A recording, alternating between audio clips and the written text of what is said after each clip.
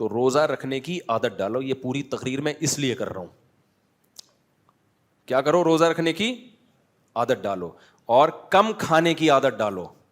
میں آپ کو حقیقت بتاؤں, جب آپ روزوں کی عادت ڈالو گے, کم نیند میں آپ کو زیادہ فائدے ملیں گے. کم نیند میں دماغ بہترین طریقے سے کام کرنا شروع کر دے گا. روزہ رکھنے سے صحت خراب نہیں ہوتی, روزہ رکھنے سے صحت بولو اچھی ہوتی. اگر خراب ہوتی نا, اسلام کبھی روزے کی ترغیب نہ دیتا, کیونکہ پھر اسلام کے دعووں میں تضاد ہو جاتا. ایک طرف اسلام کہتا ہے المؤمن القوی احب الی اللہ من المؤمن الضعیف, طاقتور مومن اللہ کو کمزور سے زیادہ محبوب ہے. دوسری طرف اللہ جنتیوں کی صفت بیان کرتے ہیں الصائمون الصائمین, کہ وہ کثرت سے روزے رکھتے ہیں. تو اگر روزہ رکھنے سے کمزور ہوتے تو ایک طرف اللہ کہہ رہا ہے طاقت بناؤ, جان بناؤ, دوسری طرف اللہ کہہ رہا ہے روزہ رکھو, تو یہ تضاد نہیں ہوتا ہے اللہ کی باتوں میں. تو ایک طرف اللہ رسول نے کہا طاقتور مومن کمزور سے زیادہ محبوب, دوسری طرف جنتیوں کی صفات میں جہاں نماز ہے, تہجد ہے, صدقات ہے, وہاں روزے بھی ہیں. تو اس سے پتہ چلتا ہے بھائی روزہ رکھنے کے صحت خراب نہیں ہوتی بلکہ کیا ہوتی ہے, اچھی. ہاں یہ نہ ہو کہ اتنے ہی رکھنا شروع کر دیں کہ بالکل ہی غائب مارکیٹ سے.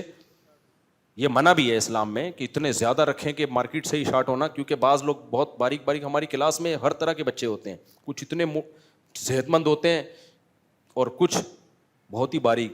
آج بھی ایک طالب علم بیچارہ بہت باریک سا نا, آج ایک بندہ آیا بہت باریک, مشورہ لینے لگا کہ میں دوسری شادی کر رہا ہوں اور میں نے بس ہمت کر لی, یہ کر لی. میں نے اس کو سمجھایا, یہ زبردست موٹیویٹ کیا, باریک بہت تھا.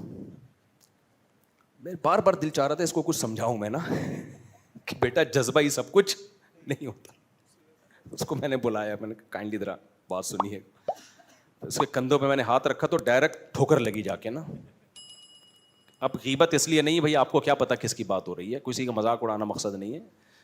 تو مزاح الگ چیز ہے, استہزاء الگ چیز ہے. استہزاء کا مطلب کسی کی انسلٹ, مزاح کا مطلب تھوڑا تفریح. تو میں نے اس سے کہا دیکھو آپ نے اتنی دیر آدھا گھنٹہ مجھ سے موٹیویشن لی, کیسے رکھنا ہے, کیا کرنا ہے, سائڈ افیکٹ کیا ہیں, پازیٹیو کیا ہے, میں اور جذبہ بھی آپ کے اندر بہت ہے. میں نے کہا میرے بھائی صرف جذبہ ہی سب کچھ. میں نے کہا تھوڑی سی اس باڈی پہ بھی کیا کرو, کیا کرو بھائی, کچھ تھوڑا سا گوشت چڑھاؤ اس کے اوپر, تھوڑا سا کھا پی لیا کرو. اب اس کو اگر ہم ترغیب دیں کہ ڈیلی دے دنادن روزے رکھے, اس کا پروگرام تو بڑھ جائے. سمجھ رہے ہو؟ تو اعتدال سے, لیکن رکھیں تو صحیح نا بھائی, کوئی نہیں مرتا اتنے آرام سے, فائدہ ہی ہوگا. اور روزے میں اس بات کا خیال کیا کریں کہ افطاری میں ٹھیک ہے تھوڑے بہت سموسے پکوڑے بھی چلتے ہیں, خوراک پہ کنٹرول کرو. کیونکہ آج جس طرح سے مسلمان روزے رکھتا ہے نا, اس سے صحت صحیح ہونے کے بجائے اور بیڑا غرق ہوتا ہے. رمضان میں لوگوں کے وزن زیادہ بڑھتے ہیں. کنٹرول کریں. کنٹرول میں کیا ہے, کھجور پہ سیٹ کرو اپنے آپ کو. کس پہ؟ کھجور پہ سیٹ کرو. صحیح ہے نا, بہت بہترین کھانا ہے کھجور. اور لیمن واٹر, وہ میں بتاتا ہوں نا, لیمو پانی میں 3-4 گھنٹے کے لیے ڈال دیا اور شہد ملا دیا اس میں, 3-4 گھنٹے میں لیمو کی کڑواہٹ آ جاتی ہے. اس پہ سیٹ کر دو اپنے. میں سیٹ ہو گیا ہوں اس پہ, میں اس پہ سیٹ, میں تجربہ کر کے دیکھتا ہوں, میں خالی کھجور پانی پہ چل رہا ہوتا ہوں. پھر بھی ہم کھاتے ہیں, اللہ نے یہ دوسری چیزیں بھی ہمارے لیے پیدا کی ہیں, ایسا نہیں کہ صرف اسی پہ. لیکن آپ کو چند دن تک ٹینشن ہوگی. ماہرین بھی یہ کہتے ہیں, ڈاکٹرز بھی یہ کہتے ہیں, یہ جو ہم فل کارب ڈائٹ کھا رہے ہوتے ہیں نا, چاول پھوڑ رہے ہیں اور بریانیاں پھوڑ رہے ہیں, میں بھی پھوڑتا ہوں, میں کوئی اتنا نیک نہیں ہوں جتنا آپ سمجھ رہے ہیں مجھے. آپ سمجھ رہے ہیں کہ پتہ نہیں حضرت جی شاید یوں کر کے ایک نوالا لیتے ہوں گے, سونگ کے رکھ دیتے ہوں گے واپس. ہم بھی اسی سوسائٹی کے ہیں, تکرار کی نیت سے کر رہا ہوں تاکہ اللہ میں بھی توفیق دے.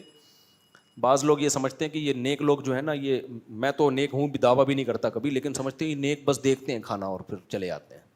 تو ایسے نیک ہم الحمدللہ نہیں ہے, ٹھیک ہے نا. تو لیکن ایک حقیقت ہے, کیونکہ جب روزے کی بات آئی ہے تو اس کے وقتی طور پہ کچھ سائڈ افیکٹ ہوتے ہیں, وہ میں بتا دوں. دیکھو جب ہم روٹی چاول پھوڑتے ہیں نا, ان میں کاربوہائیڈریٹ نشاستہ بہت زیادہ ہوتا ہے. ڈاکٹر یہ کہتے ہیں, یہ بات طے شدہ ہے, تحقیق سے ثابت ہے کہ جیسے سگریٹ ایک نشہ ہے, چائے ایک نشہ ہے, شوگر بھی کیا ہے, جملہ مکمل کر لینا, نشہ ہے. تو جب ہم روٹی کھاتے ہیں نا تو بہت زیادہ شوگر جاری ہوتی ہے ہماری باڈی میں. پھر جب ہم روٹی چھوڑتے ہیں تو ہمارا جسم کیا کرتا ہے, مچلتا ہے, ہم سمجھتے ہیں کمزوری ہو رہی ہے، وہ کمزوری نہیں ہو رہی ہوتی، وہ ایسے جیسے چرسی کو چرس نہ ملے، کافی کے عادی کو کافی نہ ملے. اس کا حل یہ ہے کہ جتنی کھا رہے تھے آدھی کر دو. صحیح ہے؟ کیا کر دو؟ آدھی. تھوڑے دنوں میں آدھی کی عادت ہو جائے گی. بالکل نہ چھوڑو، بالکل تو کوئی چاول روٹی تو ہماری باڈی کا بنیادی حصہ ہے 100%. کچھ لوگ زیادہ فنٹر بن کے بالکل ہی چھوڑ دیتے ہیں، یہ بھی غلط ہے. تو کم کرو. سمجھ رہے ہو کہ نہیں سمجھ رہے؟ اس کا پتہ ہے کیا فائدہ ہوگا؟ تھوڑے دنوں میں آپ کو احساس ہوگا کہ یار واقعی صحت کسے کہتے ہیں. اتنا دماغ آپ کا روشن ہو جائے گا، تھوڑی سی نیند میں آپ فریش ہو جایا کرو گے، اور آپ کو ایسا لگے گا جیسے خوشیاں کسی نے آپ کی جھولی میں لا کے ڈال دی ہوں. ابھی ٹینشن نہ بھی ہو، ہماری خوراک ایسی ہے اس میں انسان خوش ہو ہی نہیں سکتا، کیونکہ ہم جو کھاتے ہیں اتنی شوگر لے رہے ہوتے ہیں، ہم باڈی سے انسولین نکل کے اس شوگر ہی کو کنٹرول کرنے میں لڑ رہی ہوتی ہے باڈی، تو دماغ کو قطعاً سکون نہیں ملے گا. دیکھو مجھے ایک بات بتاؤ، آپ جب پیٹ بھر کے بھوک میں کھانا کھاتے ہو، فل تھوپتے ہو یہاں تک، اس کے بعد نیند آتی ہے کہ نہیں آتی؟ آتی ہے. نیند غنودگی، میں گہری نیند کی میں بات نہیں کر رہا، اس وقت ٹن ہوتے ہو کہ نہیں ہوتے؟ اس وقت کوئی آپ سے آ کے بولے چل بھائی دوڑتے ہیں بھاگتے ہیں، آپ بولا بے یار اٹھا ہی نہیں جا رہا، یہ کیفیت ہوتی ہے نا. تو ذہن فریش ہوا اس کیفیت میں، بٹ ٹون پڑا ہوا ہوتا ہے، کبھی ادھر جا رہا ہے کبھی ادھر جا رہا ہے. اس سے صاف پتہ چلتا ہے باڈی میں جب شوگر لیول بڑھتا ہے تو سب سے پہلے دماغ پہ اثر پڑتا ہے. اس کا حل یہی ہے کہ سو جائے آدمی. لیکن کب تک سوتا رہے گا؟ ہم تو ہر وقت ہی کھاتے رہتے ہیں، تو کیا ہر وقت سوتے رہے؟ تو جو ہر وقت کھاتے ہیں وہ سوتو بن جاتے ہیں، وہ جاگ رہے ہوتے ہیں، ان کا دماغ کام نہیں کرتا. دماغ ہمیشہ اس کا کام کرتا ہے جو شوگر کم باڈی میں لے کے جاتا ہے. سمجھتے ہو گے نہیں سمجھتے؟ تو یہ تحقیق سے ثابت شدہ حقیقت ہے کہ اپنے باڈی سے شوگر کو کیا کرو؟ کم کرو. ختم نہیں، کم کرو. تو تھوڑے دن تک ٹینشن ہوگی، لیکن وہ ٹینشن تھوڑے دنوں میں ختم، پھر اسی میں مزہ آنا شروع ہوگا. پھر آپ کو یہ جو لوگ ڈبے مٹھائی کے پھوڑ رہے ہوں گے، آپ حیران ہوں گے بھائی تو کیسے کھا لیتا ہے، آپ کو پھر اس سے الجھن شروع ہو جائے گی. لیکن صحت بنے گی آپ کی، خوشیاں ملیں گی آپ کو، دماغ فریش ہوگا.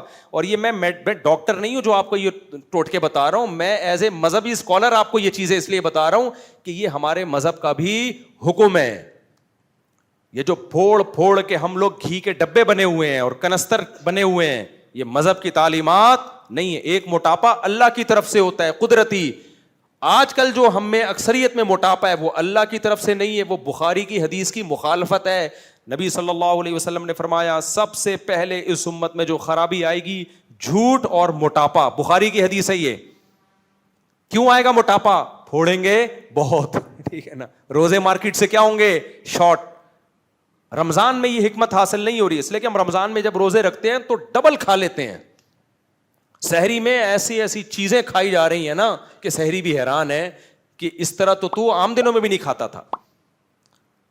اور افطاری میں پھر جو پھوڑنا شروع کرتے ہیں، پھوڑتے رہتے ہیں صبح تک، تو وہ فائدہ نہیں ہوتا. تو روزہ رکھو اور اپنے آپ کو کم خوراک پہ کیا کر لو، بولو، سیٹ کر لو. پھر ایک میڈیکل سائنس کی چھوٹی سی بات بتا کے آگے بس 2 منٹ میں بیان ختم کرتا ہوں. ڈاکٹر یہ کہتے ہیں، یہ ڈاکٹروں سے پوچھ کے کر لینا، کہ جب ہم کثرت سے روزے رکھتے ہیں تو چونکہ آج کل خوراکیں ناقص آ رہی ہیں نا، صحابہ کے دور میں تو کوئی کمی نہیں ہوتی تھی، لیکن آج کل خوراکیں ناقص ہیں، تو جو زیادہ روزے رکھتے ہیں ان کو ملٹی وائٹامن کوئی چیز لینی پڑتی ہے، کوئی سپلیمنٹ لینا پڑتا ہے.